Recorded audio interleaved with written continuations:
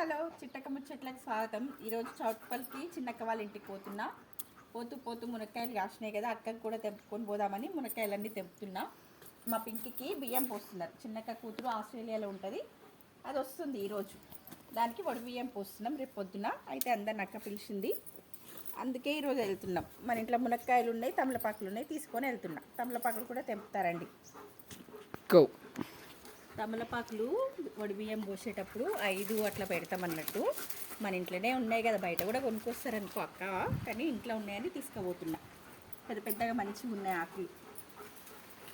5 తమలపాకులు, 5 పండ్లు, ఎక్కువ దానిమ్మ పండ్లు పెడతారు, 5 ఒక్కలు, మళ్ళీ పసుపు కుంకుమ. ఆడపిల్లకి మన ఇంటి నుండి వడి బియ్యం పోసి అత్తగారింటికి పంపించడం అన్నట్టు వడి బియ్యం అంటే. ఒకసారి వీడియోలో చెట్టు, మీ మునగ చెట్టు ఇంట్లో పెట్టుకోవచ్చు అని వీడియో చేసిన దాంట్లో చిన్నగా ఉండే అప్పుడు చెట్టు.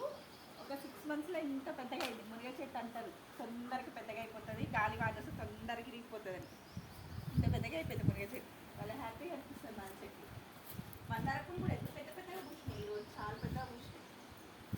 రెడ్ కలర్ మందారం, 2 పూలు హైబ్రిడ్ ఎంత పెద్దగా పూసినాయో, చాలా పెద్దగా పూసినాయి.